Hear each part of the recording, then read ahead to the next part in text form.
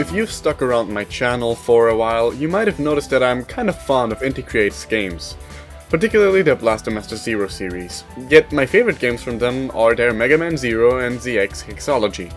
While I've often made my appreciation of those two series known, I rarely tend to talk about their flagship franchise, Azure Striker Gunvolt. Serving as a sort of spiritual successor to the Mega Man games, it still managed to build an identity and fanbase of its own, and yet it keeps fumbling over the same few mistakes time and time again.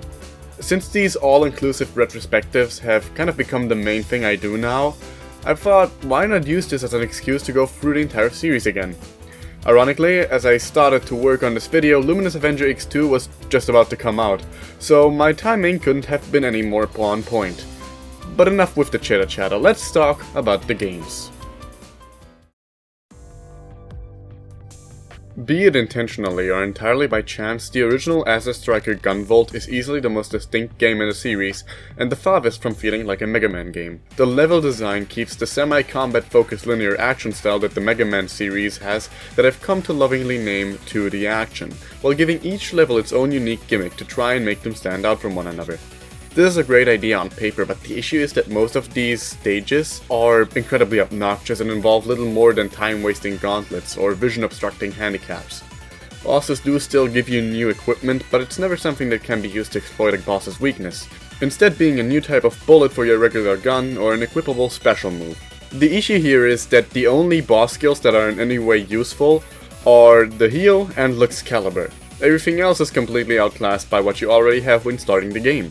You can also synthesize gear and equip it for added benefits with your items you randomly get at the end of each stage.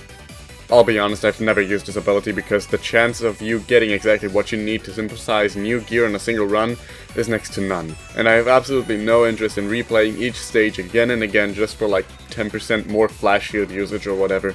And since I already mentioned it, I may as well talk about the flagship mechanic that GV's entire moveset is centered around: the flash field. I really don't like the flash field.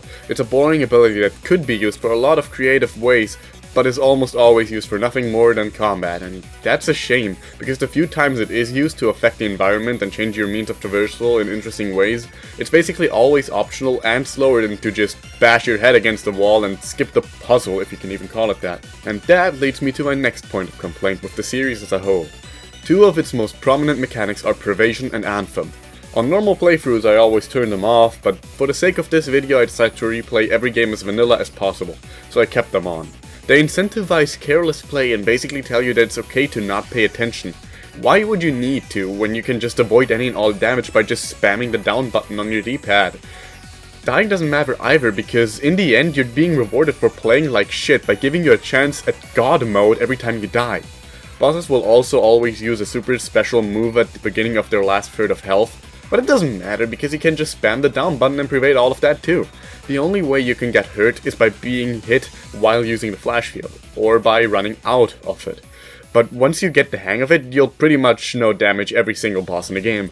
And even if you do take damage, it usually doesn't matter because you frequently level up, and it not only heals you back to full, but also increases your maximum health.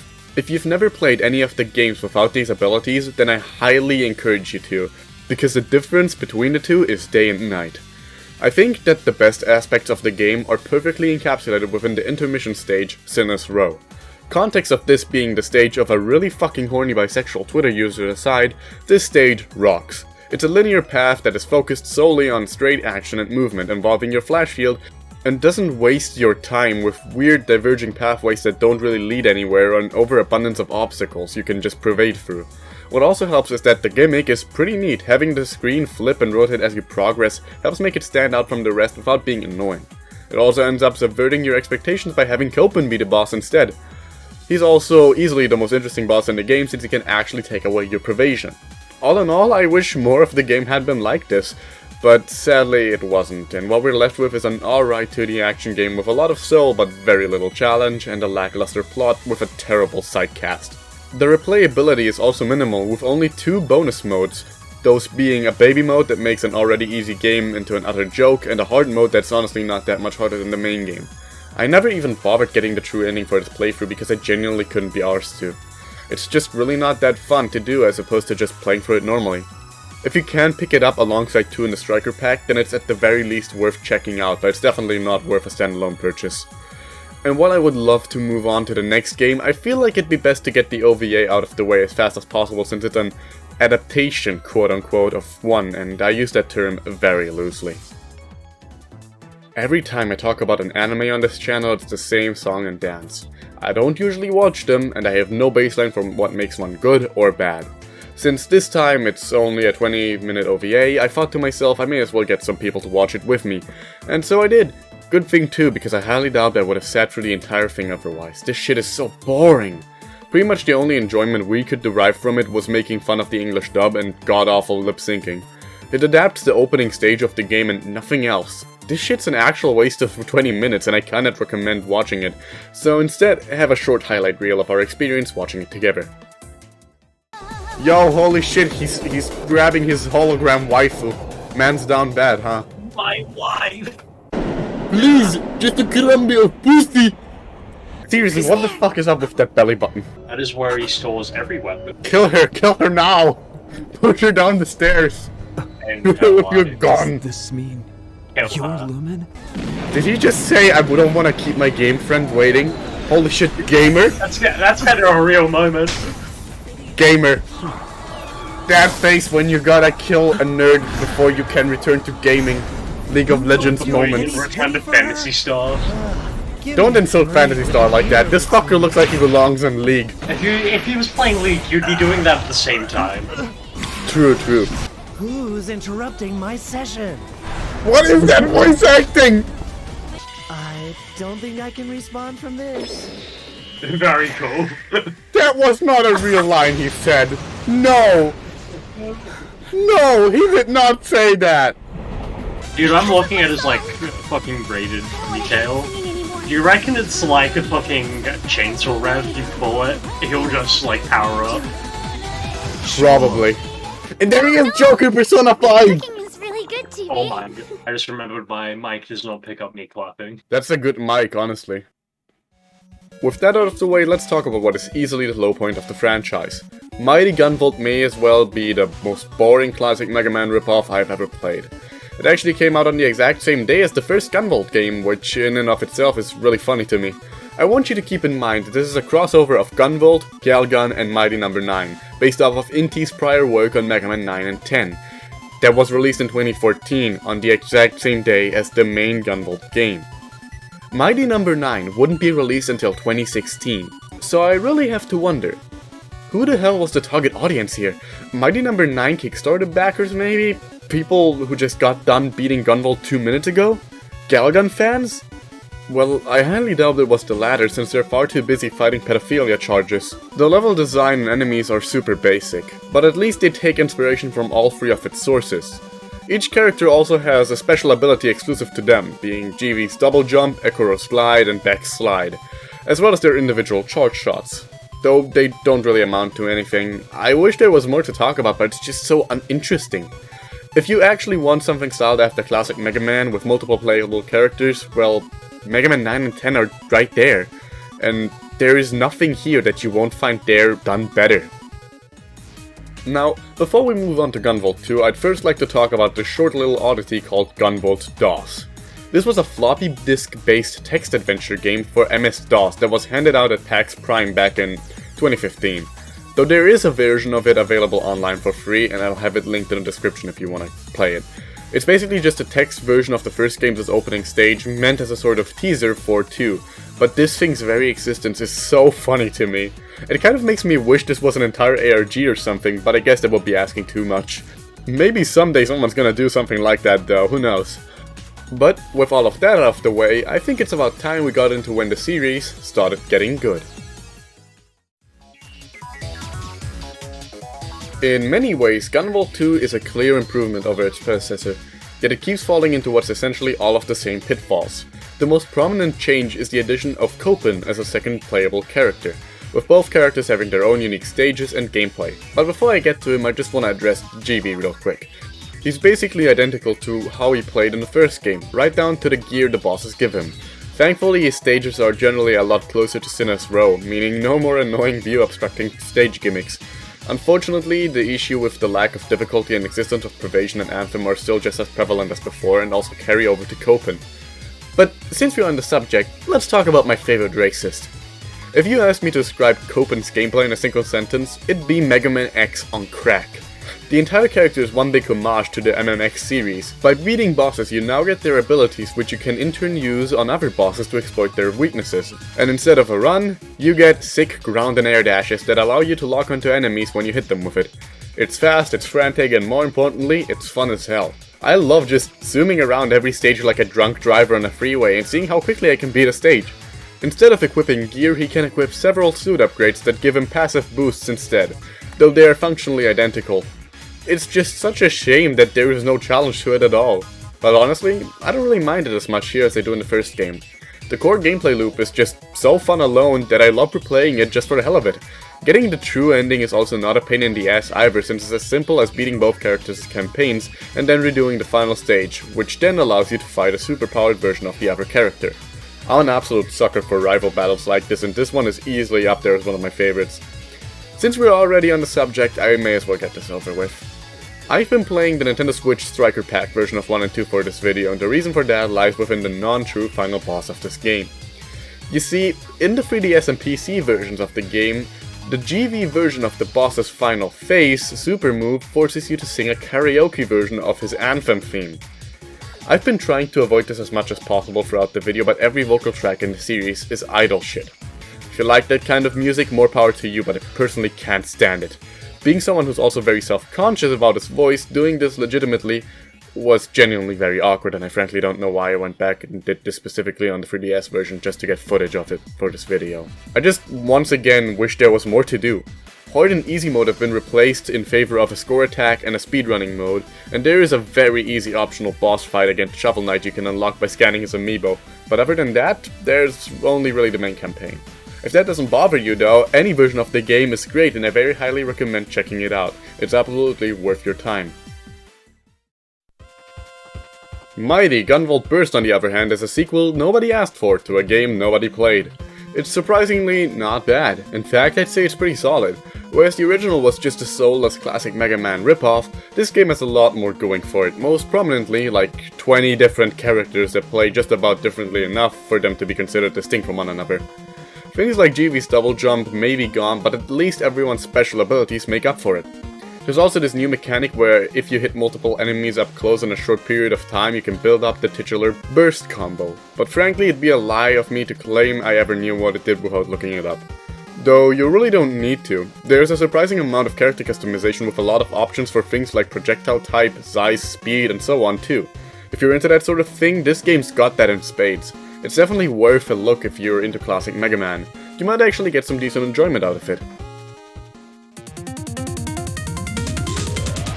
Luminous Avengerix is where I'd personally say the series peaked with its original formula, focusing entirely on Copen. This game's by far the most fast-paced in the series, as well as being all around much more refined than its predecessors. While Copen plays basically identically to how he did in Gunvolt 2, everything around him changed a lot, mostly for the better. Dialogue no longer covers half the screen, getting upgrades is now as simple as collecting a form of currency and then buying them in your menu at any time, including mid-stages. And all of the boss abilities you can get here are actually useful, instead of just being one or two of them like in Gunvolt 2. Things have been simplified, sure, but I do believe that it ends up making the overall experience a lot more enjoyable. It's also fun to compare how weak you start out to how insane you can get by the end of a playthrough. While the game is still almost insultingly easy, it's gotten a lot better thanks to the fact that bosses can now have several abilities that can damage you despite your Pervasion, which is a very good thing if you ask me, though I would still recommend turning it off completely. Same with Anthem. Hell, there's not even any prerequisites for getting the true ending now, just a sick-ass straight shot to the end. This game rocks, and I heavily encourage you to check it out if you're into 2D action games, or just want something fast-paced and fun to play for a weekend. Unfortunately, I cannot say the same for the DLC missions. $7 for a single boss fight that lasts 2 minutes at most is an actual scam, and I cannot believe they're still pulling this shit with their newer games. Now, while I did say that I think Likes 1 is the peak of the old formula, I do not think that it's the best game in the series. For me, that's easily Luminous Avenger X2. I'll say this up front, if you in any way find Copen's gameplay in the older games interesting and want more of that, then this is not the game for you. This straight up isn't a Gunvolt game, this is Mega Man Zero 5. Copen's new moveset is not only very reminiscent of the old Mega Man Zero and ZX series, but the entire game is filled to the brim with references to those games. The opening stage in and of itself is essentially one big homage to the one from Mega Man Zero 2. There's a fight against two bosses at one point with a similar mechanic to a fight also from Zero 2. Some of the boss weapons serve similar purposes as in the series, and your overall mobility is severely handicapped, which also makes the gameplay a lot closer to Inti's Mega Man games. Like no longer being able to air dash more than once until you touch the ground again. One of the main antagonists whom you fight multiple times throughout the game is also just an evil quote-unquote version of Copen, which uses a lot of the same moves as you do, similar to the final boss of Mega Man Zero 3. Hell, you can even slice up enemies like in the MMZ games, though sadly there is no robot blood this time. I love the Zero games and this is absolutely rules in my eyes.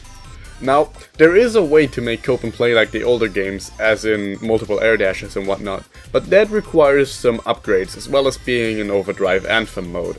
You can actually enter a weaker version of it by collecting and not losing 1000 or more kudos, which is done by either finding bonus emblems or keeping a combo going, which is really useful. Granted, this was apparently a thing in the older games too, but they're so easy that I never bothered to actually keep my kudos up. Whoops. Another thing I really loved was the removal of Pervasion. With bullets gone, so is that terrible mechanic, and I was so happy about that. Then I found out that there is an ability you can buy really cheap that allows you to only take a single point of damage per hit, as long as you're standing still. At least I had to try for the first few stages, and I was having a blast too. This game in general absolutely rules, even if it's inevitably going to be very polarizing for many. And then there's hard mode, the first since the original Gunvolt, now that I think about it. Now, I know Inti has had a history of making really stupid hard modes for their games, but this one far and away takes the cake. You have a limited number of lives per stage, you cannot get any upgrades, you lose all of your kudos after a single hit, you cannot level up, you can only heal at checkpoints, bosses have new weaknesses and moves, and bonus emblems have been removed. I am convinced that this was designed by a fucking sadist and never playtested. Shit goes way beyond hard and straight into unfair and frustrating territory. Usually I'd be like, fine, whatever, just don't play it and stick to the base game then. But these bastards locked the true ending of the game behind this bullshit. Why? Just why? That aside though, I think this game is fantastic and definitely a must play for any Mega Man Zero or ZX fan. As for the shit surrounding the game, well, that's something alright. For one, there are these Hatsune Miku-esque video concerts with a CG model of Lola singing the vocal tracks from the game. But alongside the game's release, Likes 2 Copen was also introduced as a DLC playable character for the game Kogan, Sword of Rewind. This version of him plays like a really weird mix between old Copen and new Copen. You now have free air dashes again and gradually recharge, but you can't lock onto enemies with it. I'll restrain myself from giving my opinion on this game as a whole, but if you're thinking of getting it just for Copen, then I highly recommend you don't. With the game shit out of the way, let's talk about the non-game shit. Let me just have a drink here real quick. The side story Fleeting Memories, the short stories Jules Story, Copen's Story and Quinn's Story, and the CD dramas, oh god. Justice, Rage, Admiration to Peace, Lazy Kingdom, Armed Blue, Gunvolt, Short Stories, Clockwork Daydream, Paradise, Capriccio, Aiden's Party, Isola, Full Power Idol, and Prologue, The Muse of Hope are all fucking boring. I really can't recommend anyone to seek them out to get more lore or context to the story. These things really make so little difference in the grand scheme of things that I can't even safely say that their existence is warranted. I could tell you what happens in them, but what would be the point? It will be both boring and pointless. That's kind of what makes me feel a bit split on the series as a whole. On one hand, I love playing the games and have a blast on repeat playthroughs, but on the other, the constant stream of awkward and out of nowhere side material, the genuinely disgusting character designs that make me question who actually works on these games, and the absolute clusterfuck that is the story, make me constantly reconsider how I try to get people to try these games out. But hey, if none of that bothers you, then that's perfect and you should definitely check the series out. I myself am pretty excited for what the future holds in store, and I'm looking forward to seeing how Gunvolt 3 turns out. Cheers, and do me a favor here, have a fantastic day.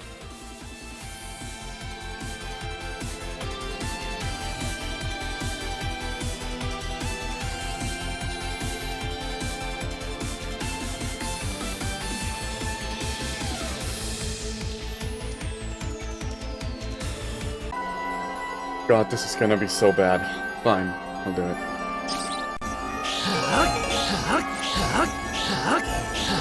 Orokenai kokoro tokashite nidoto hanasa ni anata no te.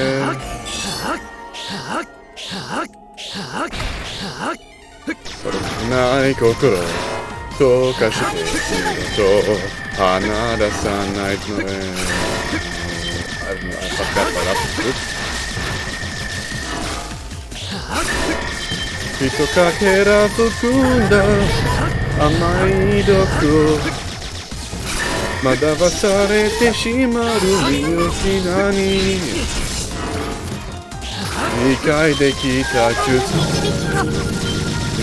Kudo no yoru Hirama kara sashiko no da hikari no hashiko seimei no kore Wa sekai soro demo Kobata kobate chikeku Nagashiu Kimi Oh, it's dead! Never ask me for anything ever again, please.